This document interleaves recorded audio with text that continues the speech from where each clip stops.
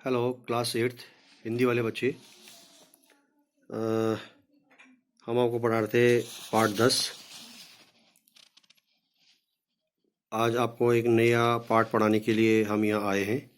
पाठ 11, जब सिनेमा ने बोलना सीखा। क्लास एट्थ हिंदी वाले बच्चे, जब सिनेमा ने बोलना सीखा पाठ 11, भाग 1 और पेज नंबर है 62। तो इस पाठ को शुरू करते हैं। यहाँ देखो आप, ऐसा है पाठ 11 है ये। और इस पाठ 11 जब सिनेमा ने बोलना सीखा, इसको लिखने वाले जो राइटर हैं, लेखक हैं, वह है प्रदीप तिवारी जी। भारत में सिनेमा का जो प्रचलन हुआ, सबसे पहले सर्वप्रथम बोलती फिल्म 1931 में बनी थी, जिसका नाम था आलम आरा। उससे पहले मूक फिल्म हुआ करती थी, साइलेंस मूवी, जिसमें कोई बातचीत, कोई डायलॉग नहीं था, सिर्फ संकेत से, इशारों से ही बातचीत हुआ करती थी भारत में उस समय। तो प्रदीप तिवारी जी ने जब सिनेमा ने बोलना सीखा, उसके बारे में कुछ इस प्रकार लिखा है। क्लास 8 हिंदी वाले बच्चे, भाग 1, पेज नंबर है 62।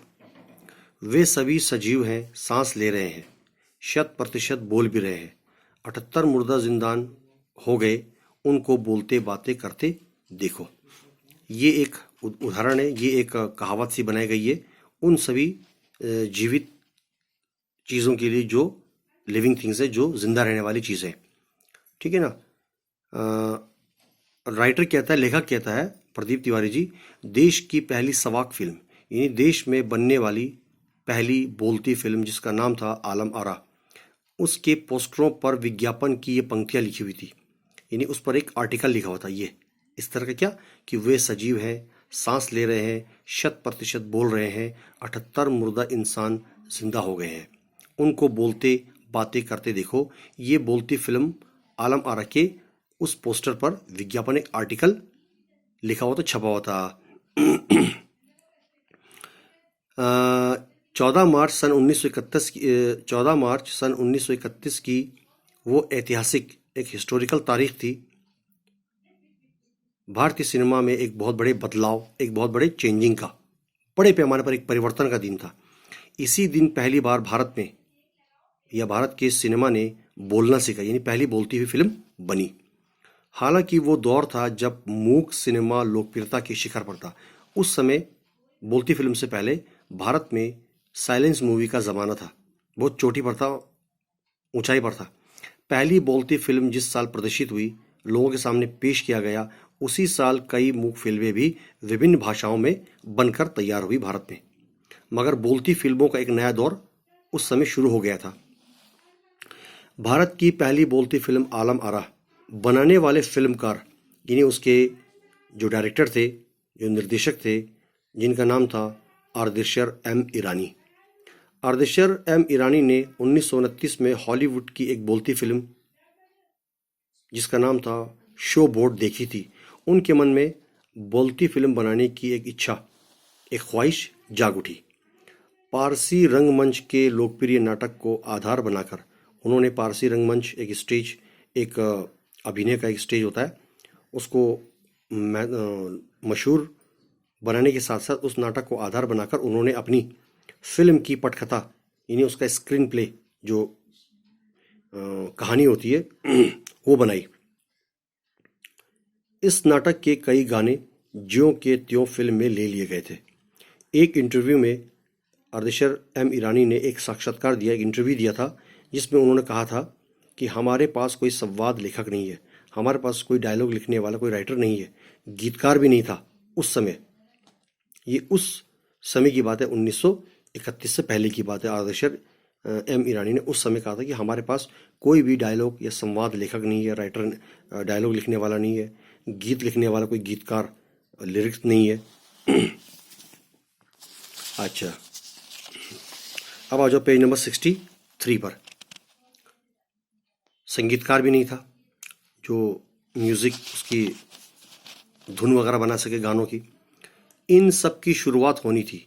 आर्देशर ने फिल्म के गानों के लिए स्वयं ही धुनें चुनी, खुद ही उन धुनों को, उन म्यूजिक के लिए धुन खुद तैयार की।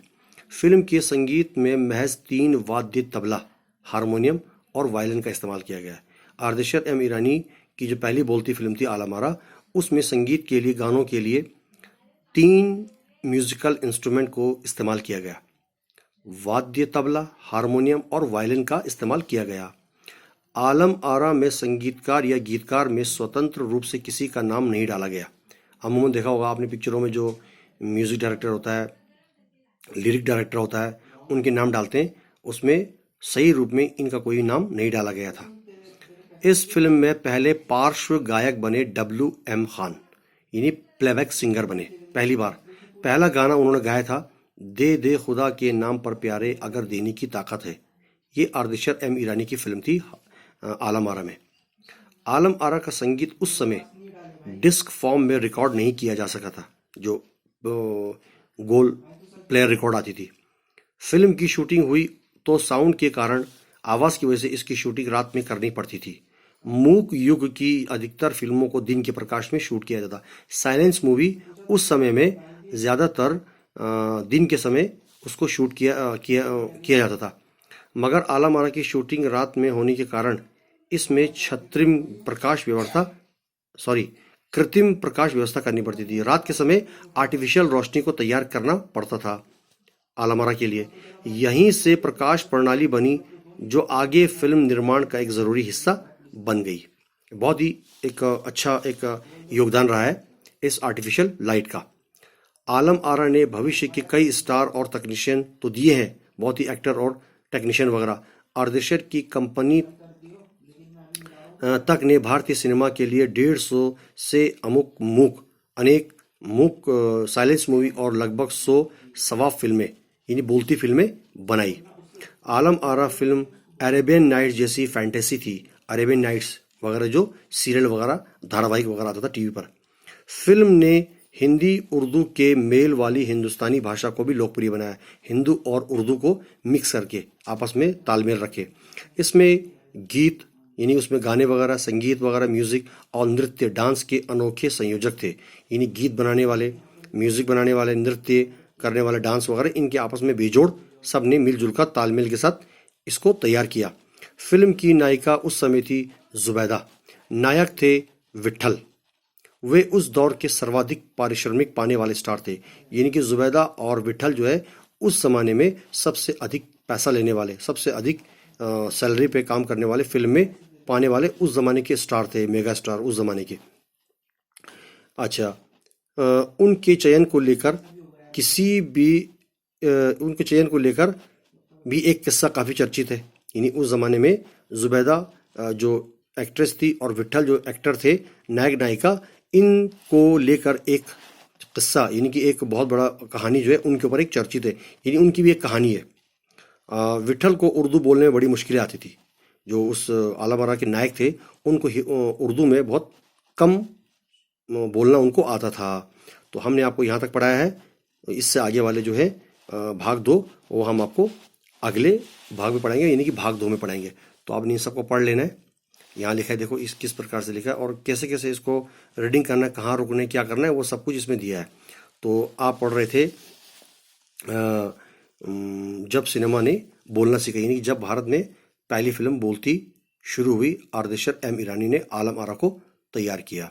तो ये भी आपके लिए नॉलेज की बात है, जानकारी मिल गई कि भारत में सबसे पहली बोलती फिल्म आलम आरा 1931 में बनकर तैयार हुई। लोगों ने इसको बहुत सराहा और लोगों के सामने ये बहुत मशहूर हुई। तो इसको आप पढ़ लीजिए और इससे भाग 2 जो हम आपको कल पढ़ाएंगे, ठीक है ना। यहाँ तक पढ़ लीजिए। इसका है पेज नंबर है 63 का, ठीक है। धन्यवाद।